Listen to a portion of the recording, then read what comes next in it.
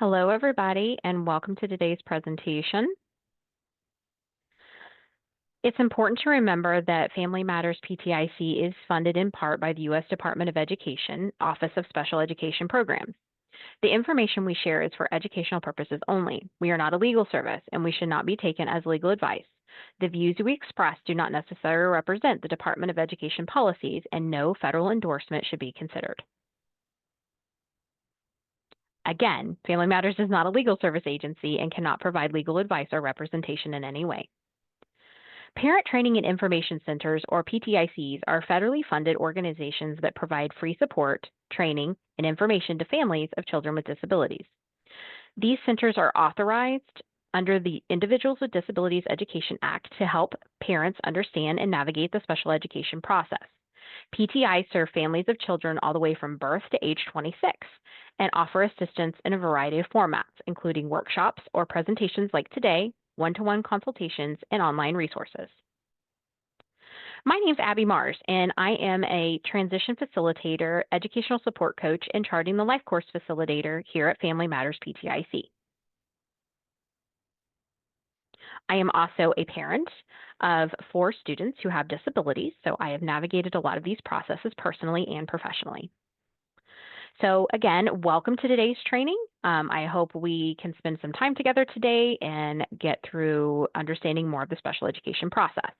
At this time, if you wouldn't mind in the chat window, please put your name and your role in the student's life that you're thinking about right now. So for example, I might say Abby Mars, professional, or I might say Abby Mars, parent. So if you don't mind doing that and putting your title, your name and title in the chat window.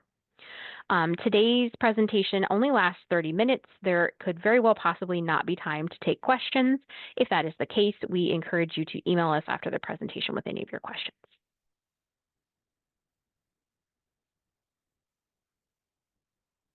So today we're going to spend about 30 minutes together focusing on response to intervention, or RTI, and how it relates to eligibility for special education in Illinois. By the end of our session today, you'll be able to define RTI and the MTSS system and explain how Illinois uses these approaches. Understand the 3 tiers of support and how schools use data to make decisions, and what that means for special education and eligibility. You'll also be able to identify specific ways parents can engage in the RTI and evaluation process, asking for data, understanding timelines, and ensuring your child's needs are met and not overlooked. I want this to be interactive. I'll ask you to share some experiences, interact in the chat several times throughout the presentation, and we'll also do a short knowledge check halfway through the presentation, so be ready to participate. So before we get started, I'd like you, on a scale of 1 to 10, 1 being very little to 10 being very confident, let me know how comfortable are you with understanding RTI and MTSS. Ooh, 4, that's a good one.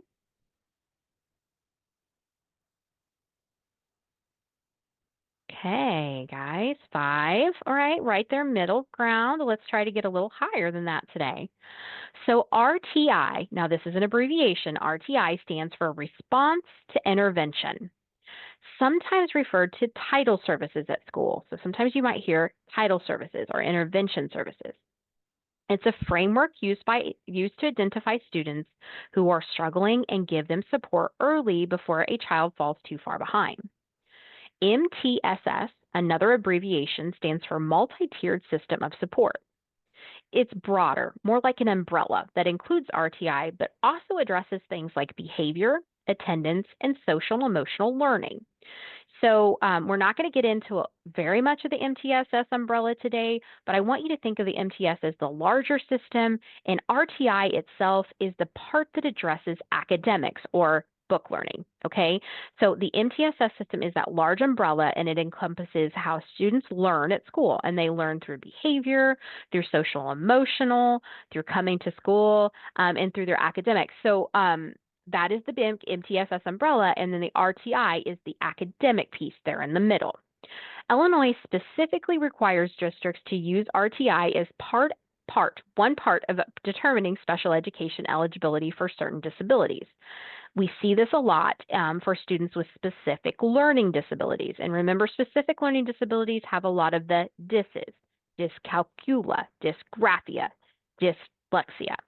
This means schools cannot rely only on old-fashioned methods like the discrepancy model. They must consider how a child responds to research-based interventions. So let's talk about the tiers of RTI. So RTI is a tiered system. We used to show the graphic that it's like a pyramid, and we've kind of gotten away from showing the pyramid now, but it's a tiered system of support. Okay, so I think of like the tiers of a plant holder or something. So tier one is what we're going to talk about first. Tier one, this is a high quality research-based instruction provided to all students. Okay, so this is the curriculum that is being taught in third grade, or the curriculum that's being taught as a freshman. Okay, this is freshman instruction or third grade instruction or kindergarten instruction. Think of it as the core curriculum that every student is receiving. Okay, so you walk in the door, you get the core curriculum.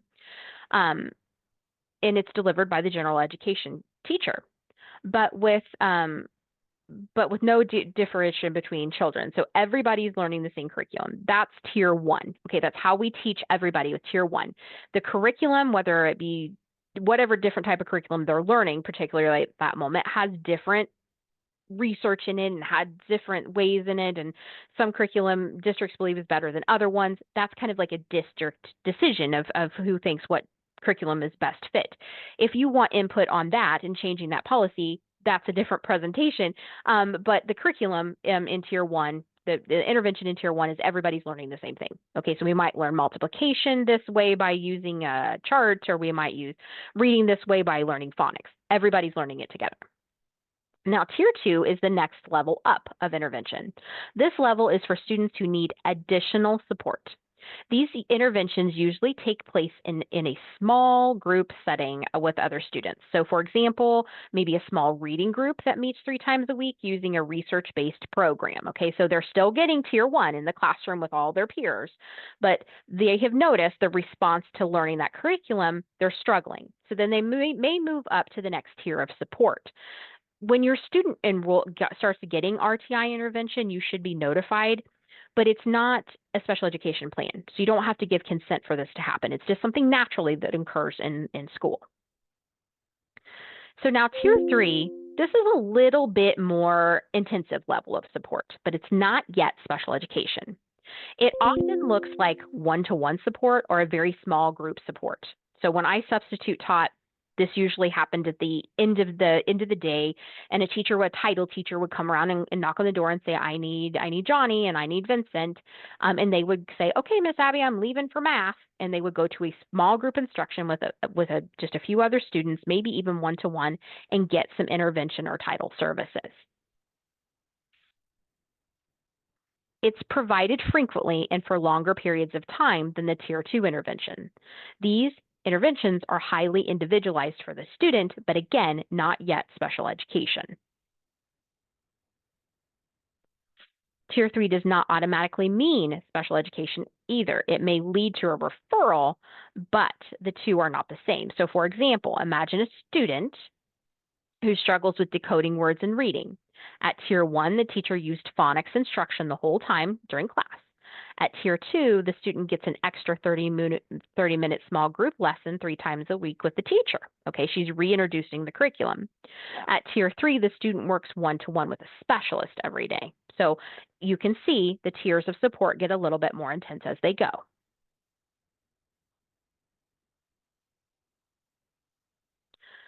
So one of the cornerstones of RTI is data-based decision making. I'm not a data fan. Data is Carrie's show. She loves data. She's great at it. But first, all students are given universal screenings, short assessments in areas like reading and math that help identify students at risk. This is not the same as an evaluation. This is their weekly spelling test. This is a book report that they've written. Students receiving interventions are monitored regularly, often weekly or biweekly, using progress monitoring tools. These show whether the child is making adequate gains. And finally, a school must conduct a fidelity check. This means making sure the intervention is actually being implemented the way it was designed. If the fidelity is low, then poor progress could be due to the delivery and not the child. Without these pieces, the RTI process is not valid for making decisions about eligibility. So, at this time, could you tell me in the chat, has anyone ever received progress monitoring graphs or reports from the school? I see it a lot. You get a graph in the mail, you're not sure exactly what it is. Has anybody seen those before? Yes, good. That's great.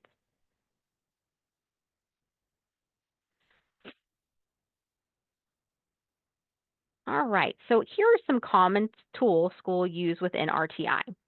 Curriculum-based measurement, or CBM.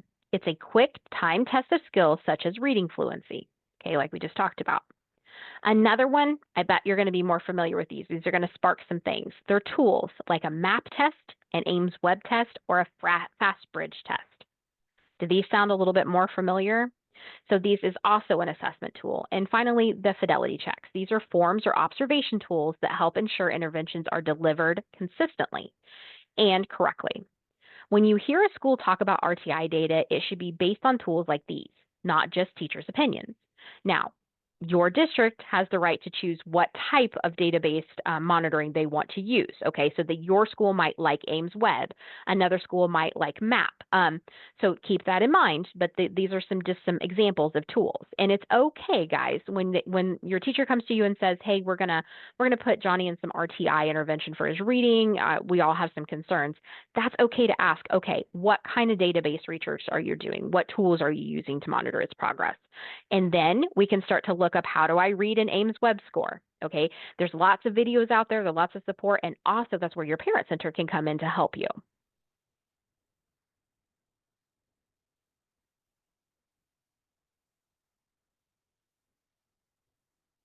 Okay, so what determines factors for eligibility? Now, I have said this 1,000 million, 2,000 times to everybody that will listen. Okay, RTI is not the only piece of the puzzle that determines eligibility, but it can be a piece of the puzzle.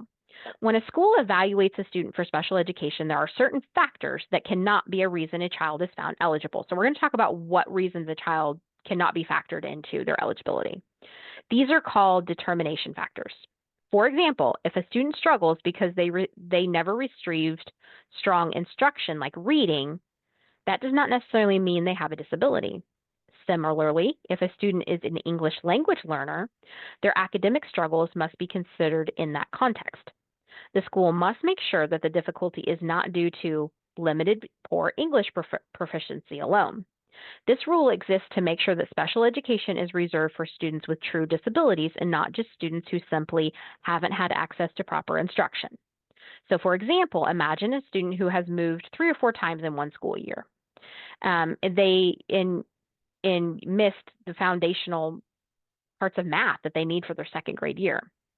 This child may need intensive supports, but the difficulty is not caused by a disability. It's caused by interrupted instruction or lack of instruction. Does that make sense? So we have to consider that. That's why when we start to do this RTI, we start to determine some of those factors. When it's time for an IEP team to meet, RTI can help answer some critical questions. So for example, how does the student's performance compare to their grade level peers? RTI can help answer that. What is the student's rate of improvement? Are they catching up, staying the same, or falling further behind? So for example, typically our students with specific learning disabilities, when they start to do RTI, they'll stay the same. Sometimes they'll fall a little further behind, but they stay the same pretty consistently. And then what specific instructional needs does the student have that the general education teacher or the general education curriculum cannot meet? Okay, so we know through this RTI data, we're teaching multiplication, and we've determined that he's really struggling with multiplication because he wasn't completely successful at addition. All right. These questions guide whether the student qualifies for special education and what supports might be needed in the IEP process and needed to be put into the IEP. So, as far as parent request and evaluation timelines, this is super, super important. This part is critical. Parents have the right to request a special education evaluation at any point in the RTI process, even if RTI hasn't yet begun, or we think that it hasn't begun, like maybe our students are just getting tier 1. Sometimes parents are told we have to wait for Tier 3 to be finished, and this is not correct. RTI cannot be used to delay or deny an evaluation. So if you request a special education evaluation and the school says, well, we've never implemented RTI into the student, we've not started tier support, we can't delay that, okay? We have to still talk about the concerns that you have, and they're getting tier 1 support like everybody else. What have we seen delayed there, okay? I'm not saying that's going to warrant automatically they have to do an evaluation, but you at least have to talk about it. You should request that evaluation, of course, in writing, and we have templates of those on our website you can access. The school must respond in writing, either agreeing to conduct the evaluation or at least to sit down and talk about it, or explain why they refuse. And strict timelines do apply under Illinois and federal law. So, imagine you want to request an evaluation. What exact words might you use in writing or emailing to the request? And who would you send it to? Well, like I said, Illinois ISD Parent Guide offers you templates. We have taken those templates and put them on our website as well. So you can literally fill in the blank if that's what you need. And as far as who it should go to, your special education coordinator for your district. All right.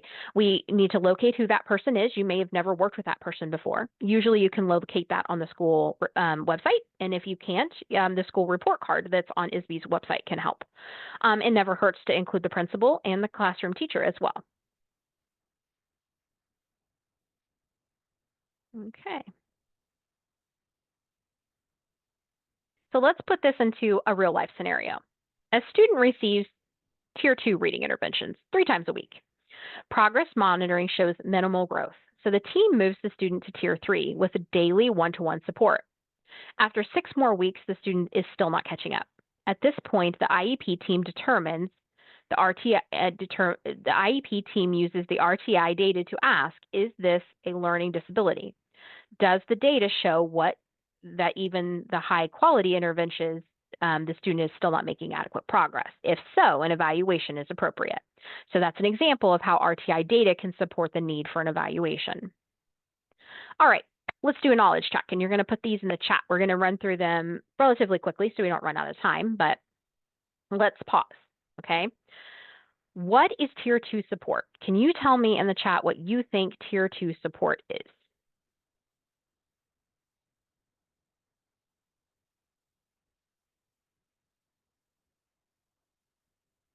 Small group instruction. Very good. Very good. So it's targeted small group evidence-based interventions. Very good. What must be ruled out before a child can be found eligible for an evaluation?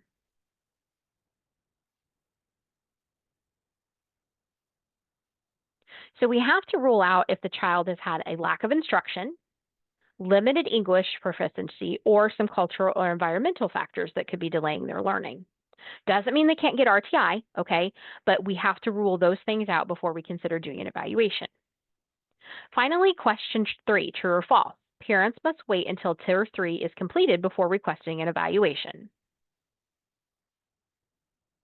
All right, so using the information from this knowledge check is exactly the kind of information you'll need when sitting at the table with your child's school to understand what that RTI has done for your student. All right, let's talk about addressing English learners. Okay, so English learners, or ELs, deserve special attention in the RTI and eligibility process. Schools must collect additional data about a student's language proficiency in both English and their native language. They must also consider cultural factors in the student's educational history. Why? Because a child who is learning English may appear behind, but the cause is more due to the language barrier, not necessarily a disability. Only when data shows that the learning difficulties occur in both languages, and even with targeted instruction, might special education be considered. So for example, a student may have a low reading score in English. So they may give them a few assessments in English, but they also should give those assessments in the child's native language. That assessment suggests that the issue it may be language or not a disability. So it's important that we give them these assessments in both, okay? So not just in English, because that's going to give us inaccurate data. So all assessments for your students should be done in their native language. So frequently asked questions. So parents often ask a few of these questions. How long must interventions last? Well, the answer is it depends. Intervention should be long enough to provide reliable data, but schools cannot use that data as a reason to delay an evaluation. So if you have concerns like 3 weeks into the school about your student's reading ability, and you come to the table and they say, let's try some RTI first. Let's get some data with tier 2 and 3 and see where we can go from there. We might not want to wait all year long to collect that data. Okay, we may revisit at the end of the quarter then. Then they've gotten some tier 2, and we can talk about, do they need to move up to tier 3. All right. What is inadequate progress? Well, this is based on progress monitoring data. If a child's growth is flat or between expected rates, below expected rates compared to their peers, that suggests inadequate progress. So if they're not making any progress with RTI, or they're just maintaining the same skill level, then we know that's inadequate progress. And finally, does Tier 3 always mean special education? And the answer is no. A student can receive Tier 3 without special education, but Tier 3 data can be used to support the need for further evaluation. So if your student is in Tier 3, this is when we really start to think, do we need to sit down at the table and talk about evaluations? And we would need to think, just like with the first two questions, how long has this Tier 3 intervention been applied? How long have we been sitting here? And is the progress adequate or not? If we say no, if my student's been flat for 4 months, does that warrant a special education evaluation? Should I write a letter for a request for an evaluation? So RTI isn't just a good idea, it's rooted in law. Under the Individuals with Disabilities Education Act, states are permitted to use RTI as part of the process of identifying. Illinois requires schools to consider RTI data in SLD eligibility. This means Illinois schools are not required to use just an IQ achievement discrepancy model. Instead, they must look at how a child responds to those interventions. Those research-based interventions, we make sure that a child is responding to those before we consider the next steps. So RTI is a crucial part of special education in Illinois. So let's recap just a little bit. RTI is a framework that's designed to provide early research-based support. Okay, that support can look different from district to district. It's customizable in a sense, meaning you could sit down and say, this isn't doing, but could we do this? Okay, so for examples of more research-based support and ways we provide intervention, you can search those. We can provide you with some examples, but they've been shown and proven to work across many students. Okay, so that's what they mean by research-based support. The 3 tiers of support build from general to intensive, and eligibility decisions must be based on valid data and not lack of instruction or language barriers. Parents, of course, can request an evaluation at any point in this process, and the school must respond in writing. Your next steps as a parent and caregiver. So you should ask your school what universal screenings they use. Do you use Ames Webs? Are you utilizing this? What does your curriculum look like? Okay, so are you using IXL curriculum, and what does that look like for students with disabilities? And you can talk about all these things. Request your child's progress monitoring data in writing. You should be receiving copies of this too. Okay, so when you get report cards in the mail, which is like every 6-8 weeks, I don't even remember. It depends, I guess, per school, because some schools run on a different calendar. You should be getting notes about this progress monitoring. You should be getting this graph to look at and to be able to know if your child's making progress. And if you can't read that graph, you ask the school to explain it to you. You could even contact your parent center and say, I am struggling to understand if my child's making progress. Can you help me? Document any requests that you've made. This ensures timelines are followed. So if you talk to the teacher and the teacher says, let's do some RTI, document that. And what I mean is follow that up with an email. Hey, Mrs. Smith, thanks so much for talking to me about Johnny's math struggles today. As discussed, he's going to move up to Tier 2 intervention. Can you let me know when I'll receive progress about that? Always a good idea to every verbal conversation to follow it up with that email. That puts it in documentation form. So I want to get one final round of audience interaction here.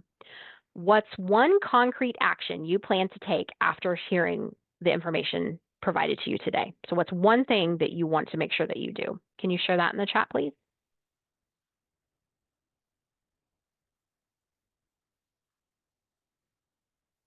So one thing that I want to make sure that I do after today's session is to double check to make sure that I am receiving the correct RTI data, like that I'm going to know when that's coming and that it's going to be there.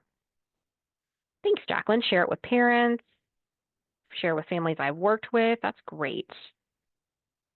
Refreshing skills for the future. Kim, that is excellent, especially with your new role. I love it when I see ESPs on my trainings, by the way, Kim. So, all right. So to wrap up here, I wanted to share some resources with you. Of course, a lot of them come from ISB. They're going to be part of that PDF that was shared, but there's ISB specs on special education eligibility and RTI, the parent guide. Parent guide is wonderful. It's brand new. We just updated it this year. IDEA and RTI, there's a Q&A from the U.S. Department of Education. And of course, our website, we have more information there.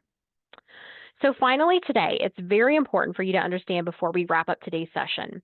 We'd like to ask you to take a few minutes to complete our survey by scanning this QR code. Now, if you're unable to do QR codes, you will receive a prompt at the end of today's session to take the survey. It is very important that we collect your feedback, okay? Every time we deliver a training, we want to make sure it truly meets the needs of the families and educators and professionals and self-advocates that we serve. So it's also, by filling out the survey, you help us to understand what was most helpful, where we can improve, and what topics you'd like us to cover in the future. Surveys also help keep our funding as a PTI. So the data we collect shows our federal and state partners that families and schools are using and benefiting from our trainings. In other words, your voice in the survey not only improves our work, but it also ensures we continue to be able to do the work and offer workshops here in Illinois. The survey is incredibly short, uses only a few questions, and should take less than 5 minutes to complete. So please, if you haven't already, take out your phone, scan the QR code, and share your thoughts. Your input really does make a difference. Again, if you don't utilize the QR code, it will prompt you to do it when you exit today.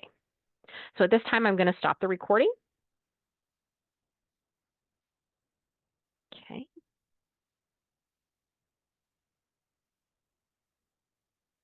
And for 2.5 minutes, we will take some questions in the chat. So 2.5 minutes.